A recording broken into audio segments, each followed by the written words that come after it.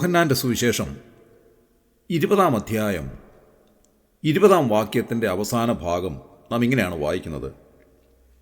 കർത്താവിനെ കണ്ടിട്ട് ശിഷ്യന്മാർ സന്തോഷിച്ചു. ഈ അധ്യായത്തിൽ കർത്താവായ യേശുക്രിസ്തുവിൻ്റെ പുനരുത്ഥാനവും അതിനെ തുടർന്ന് മറ്റുള്ളവർക്ക് അവിടുന്ന് പ്രത്യക്ഷനാകുന്നതും രേഖപ്പെടുത്തിയിരിക്കുന്നു.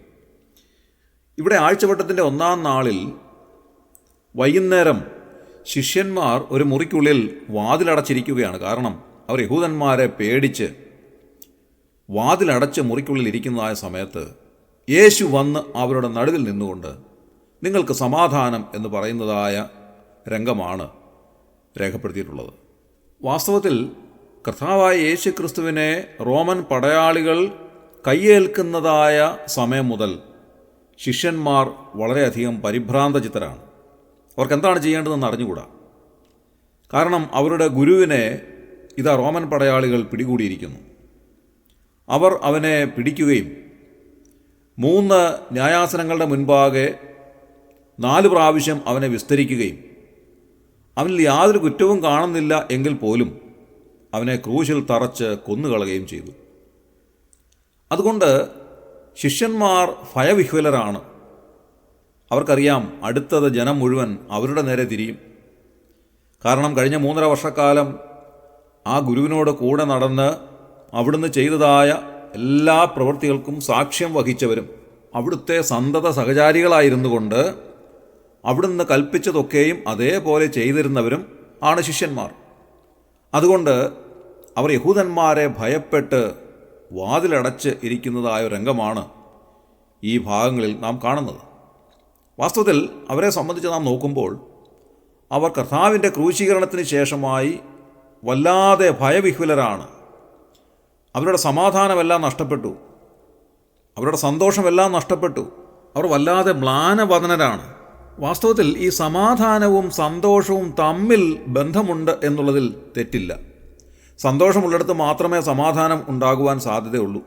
അതേപോലെ തന്നെയാണ് സമാധാനം ഉള്ളിടത്ത് മാത്രമേ സന്തോഷവും വരുന്നുള്ളൂ എന്ന് കാണുവാൻ സാധിക്കും. ശിഷ്യന്മാരെ സംബന്ധിച്ചിടത്തോളം സമാധാനവും അവരുടെ സന്തോഷവും നഷ്ടപ്പെട്ടു പോയി. അവർ വല്ലാതെ വ്യാകുലചിത്തരായി തീർന്നു, ഭയവിഹ്വലരായി തീർന്നു, അവരുടെ മുഖമെല്ലാം മ്ലാനമായി തീർന്നു. അങ്ങനെ അവർ യഹൂദന്മാരെ ഭയപ്പെട്ട് ഒരു മുറിക്കുള്ളിൽ വാതിലടച്ച്, ഞാൻ വിചാരിക്കുന്നത് തമ്മിൽ ഒന്നും സംസാരിക്കാതെ നിശബ്ദരായി ഇങ്ങനെ ഇരിക്കുകയാണ്.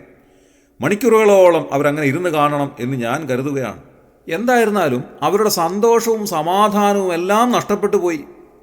പ്രിയമുള്ളവരെ, ഈ കാലത്ത് വാസ്തവത്തിൽ നാം ജീവിക്കുന്നതായ ചുറ്റുപാടുകൾ നോക്കുമ്പോൾ ഇതേ സാഹചര്യമല്ലേ പലപ്പോഴും കാണാൻ സാധിക്കുന്നത്. സന്തോഷവും സമാധാനവും നഷ്ടപ്പെടുന്ന ഒരു ലോകത്തിൽ നാം ആയിരിക്കുന്നു.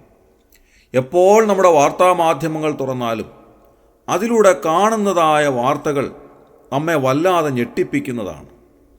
നമ്മുടെ സന്തോഷം കെടുത്തിക്കളയുന്ന, നമ്മുടെ സമാധാനം ഇല്ലാതെയാക്കിക്കളയുന്ന വല്ലാത്ത ലോക സാഹചര്യങ്ങളാണ് നാം കാണുന്നത്.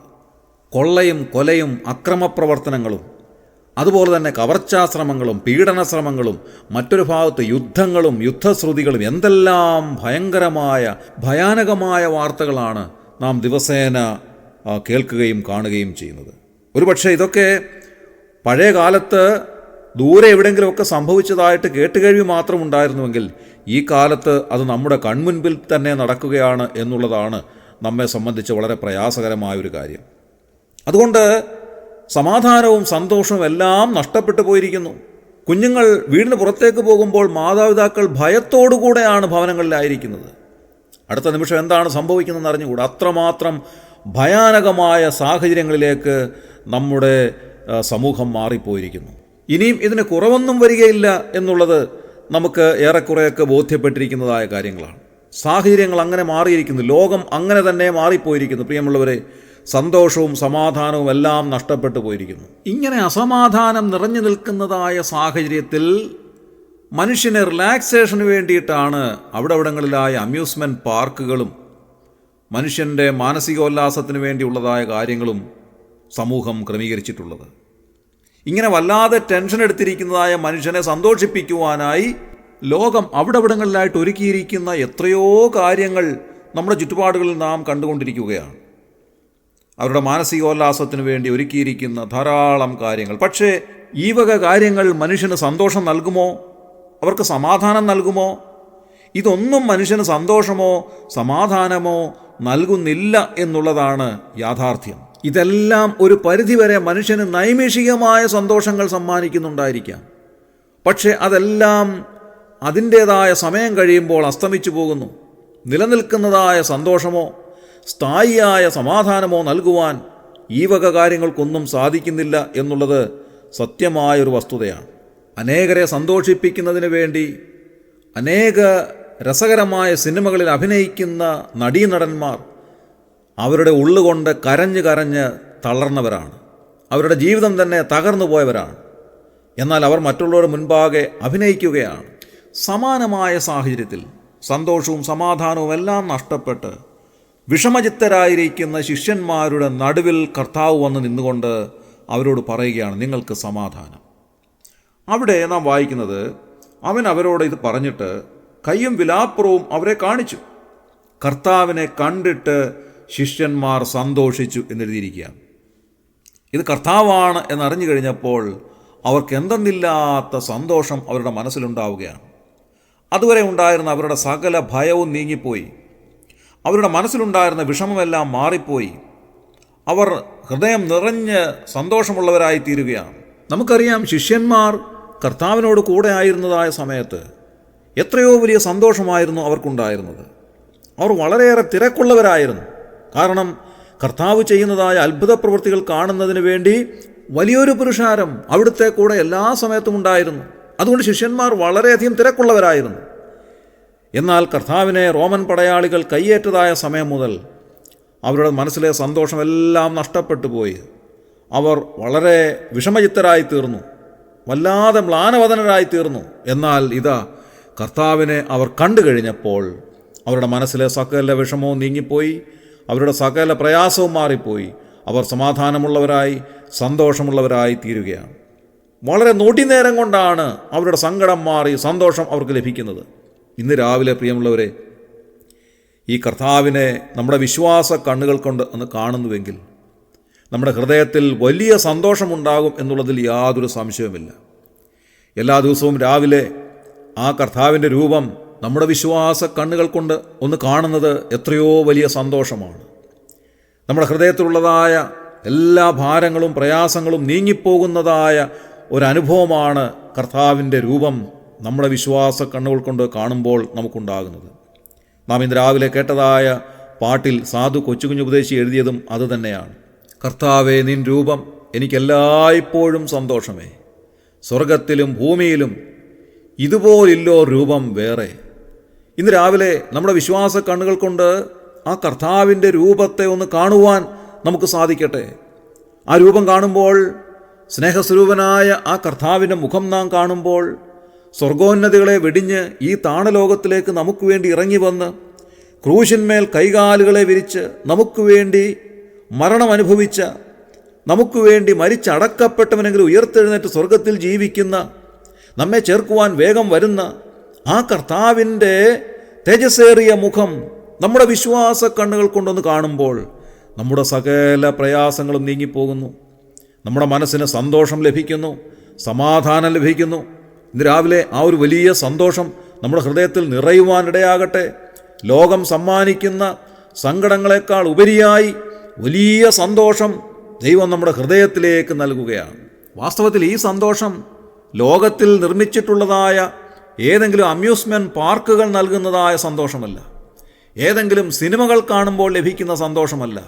ഈ സന്തോഷം എങ്ങനെയുള്ള സന്തോഷമാണ്? 4-ാം സങ്കീർത്തനം 7-ാം വാക്യത്തിൽ നാം വായിക്കുന്നത് ഇങ്ങനെയാണ്: ധാന്യവും വീഞ്ഞും വർദ്ധിച്ചപ്പോൾ അവർക്കുണ്ടായതിലും അധികം സന്തോഷം നീ എൻ്റെ ഹൃദയത്തിൽ നൽകിയിരിക്കുന്നു എന്നാണ് എഴുതിയിരിക്കുന്നത്. കർത്താവിൻ്റെ രൂപം കാണുമ്പോൾ നമുക്കുണ്ടാകുന്ന സന്തോഷം നമ്മുടെ ഹൃദയത്തിലാണുണ്ടാകുന്നത്. ഹൃദയത്തിലുള്ള സന്തോഷമെന്ന് പറയുന്നത് നിലനിൽക്കുന്നതായ സന്തോഷമാണ്, ബാഹ്യമായ എന്തെങ്കിലും കാര്യങ്ങൾ കാണുമ്പോഴുള്ളതായ സന്തോഷമല്ല.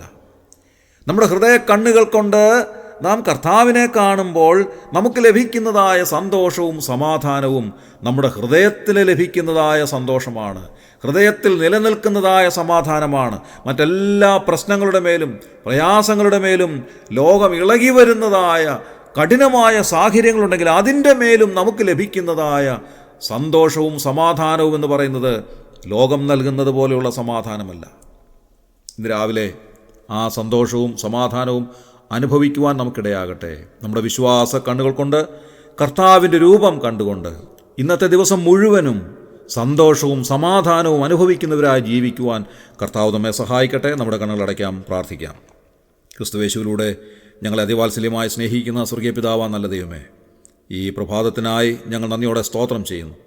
കർത്താവെ, ലോകം മുഴുവൻ സങ്കടകരമായ സാഹചര്യത്തിലൂടെ കടന്നു പോകുമ്പോൾ ഞങ്ങളുടെ ചുറ്റുപാടുകളിൽ കൊള്ളയും കൊള്ളിവയ്പ്പും അക്രമങ്ങളും അനീതിയും നടമാടുന്നത് ഞങ്ങൾ കാണുമ്പോൾ ലോകം മുഴുവൻ കർത്താവെ സമാധാനവും സന്തോഷവും ഇല്ലാത്തവരായി വളരെ വലിയ പ്രയാസങ്ങളിലേക്ക് നീങ്ങിപ്പോയിക്കൊണ്ടിരിക്കുമ്പോൾ അവിടുന്ന് ഞങ്ങളുടെ ജീവിതത്തിൽ നൽകി തന്നിരിക്കുന്ന സമാധാനത്തിനായും സന്തോഷത്തിനായും ഞങ്ങൾ നന്ദിയോടെ സ്തോത്രം ചെയ്യും.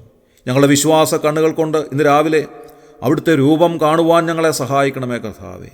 അവിടുത്തെ രൂപം കാണുമ്പോൾ ഞങ്ങളുടെ ഹൃദയം നിറഞ്ഞ് സന്തോഷിക്കുവാൻ ഞങ്ങളെ ഇടയാക്കണമേ. അവിടുന്ന് നൽകുന്നതായ സമാധാനം ഇന്നത്തെ ദിവസം അനുഭവിക്കുവാൻ ഞങ്ങളെ അവിടുന്ന് അനുവദിക്കണമേ കർത്താവേ. ഞങ്ങൾ ഏതെല്ലാം പ്രശ്നങ്ങളിലൂടെ കടന്നുപോയാലും ഏതെല്ലാം പ്രതിസന്ധികളെ നേരിട്ടാലും അതിൻ്റെയൊക്കെ മീതെ നിൽക്കുന്ന കർത്താവിൻ്റെ രൂപത്തെ കാണുവാൻ ഞങ്ങളെ സഹായിക്കണമേ. ഈ ശുശ്രൂഷയെ സംബന്ധിച്ച് എല്ലാവരെയും അവിടുന്ന് അനുഗ്രഹിക്കണമേ. ഇന്നത്തെ ദിവസം മുഴുവൻ കർത്താവെ അവിടുത്തെ രൂപം കണ്ടുകൊണ്ട് സമാധാനവും സന്തോഷവും ഹൃദയത്തിൽ അനുഭവിക്കുന്ന ഒരു വലിയ അനുഭവം അവർക്കുണ്ടാകുവാൻ അവരെ സഹായിക്കണമേ എന്ന് പ്രാർത്ഥിക്കുന്നു. അവിടുന്ന് അങ്ങനെ ചെയ്തതിനായി ഞങ്ങൾ നന്ദിയോടെ സ്തോത്രം ചെയ്യുന്നു. എല്ലാവരെയും അവിടുന്ന് അനുഗ്രഹിച്ചിരിക്കാൻ ഞങ്ങൾ നന്ദി പറയുന്നു. ഞങ്ങളുടെ പ്രാർത്ഥന കേട്ടതിനായി സ്തോത്രം. ഞങ്ങളുടെ കർത്താവും രക്ഷിതാവുമായ യേശു ക്രിസ്തുവിൻ്റെ ധന്യമായ നാമത്തിൽ തന്നെ ആമേൻ.